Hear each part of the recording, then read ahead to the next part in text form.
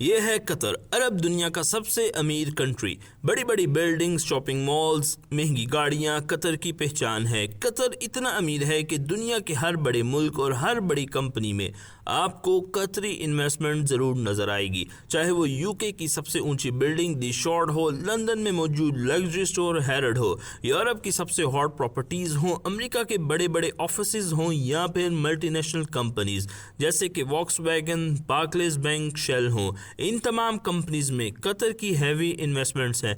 हकीकत में ये भी कतर की टोटल इन्वेस्टमेंट का एक बहुत ही छोटा सा हिस्सा है।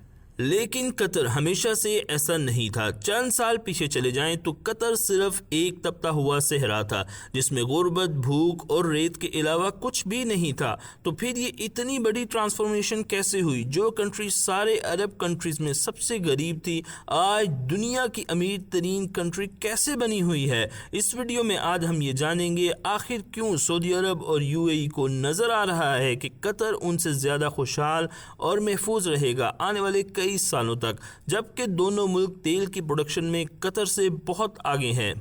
जदीद कतर की तारीख शुरू होती है 1916 में, जब कतर के अमीर अब्दुल्ला अस्सानी ने ब्रिटिश फोर्सेस के साथ मिलकर ऑटोमन एम्पायर की फोर्सेस को कतर से निकाल बाहर किया। 1939 में ऑयल कतर में डिस्कवर हुआ। ठीक 10 सालों के बाद पहली दफ़ा ऑयल निकालने का काम शुरू किया गया, जो कि अगले 20 सालों तक जारी रहा। कतर में तेल की डिस्कवरी और इसे ज़मीन से निकालने का काम अरूज पर था और कतर के हालात आहिस्ता आहिस्ता बदलना शुरू हो चुके थे, मगर अभी भी कोई बहुत ज़्यादा तब्दीली नहीं आई थी क्योंकि कतर के पास कोई ख़ास ऑयल रिजर्व नहीं थे, बिल्कुल दुबई की तरह। लेकिन फिर 1970 में शेल ऑयल कंपनी ने इस कंट्री की सबसे बड़ी नेचुरल गैस फील्ड डिस्कवर कर ली, नॉर्थ फील्ड, दुनिया की सबसे बड़ी नेचुरल गैस फील्ड। दुनिया की टोटल नेचुरल गैस का 5वां हिस्सा इसी नॉर्थ फील्ड में मौजूद है, जिसने रातों रात कतर को दुनिया की तीसरी सबसे ज्यादा नेचुरल गैस वाले मुल्क में शामिल कर दिया।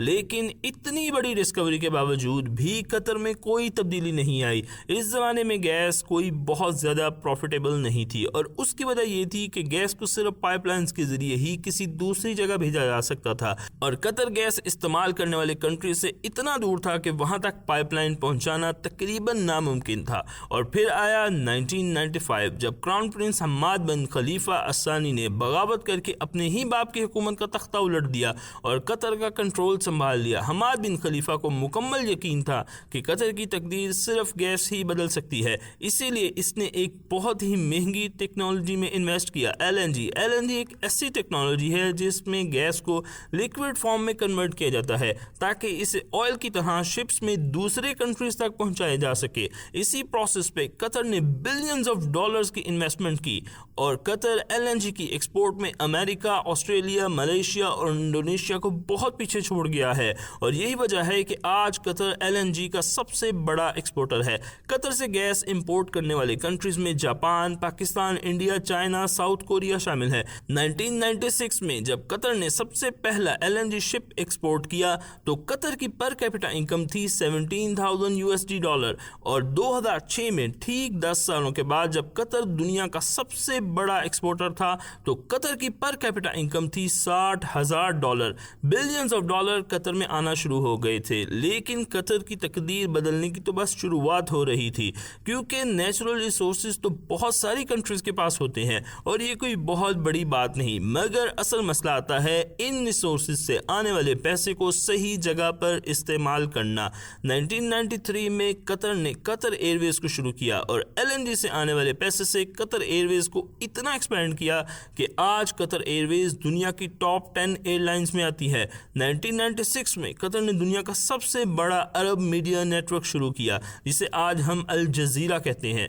कतर ने यहीं पर बस नहीं की बल्कि 2005 में कतर इन्वेस्टमेंट अथॉरिटी के नाम से एक फंड बनाया जिसका मकसद था तेल और गैस से आने वाले पैसे को पूरी दुनिया में इन्वेस्ट करना। और इसीलिए आज दुनिया के हर बड़े मुल्क और हर बड़ी कंपनी में आपको कतरी इन्वेस्टमेंट ज़रूर नजर आएगी।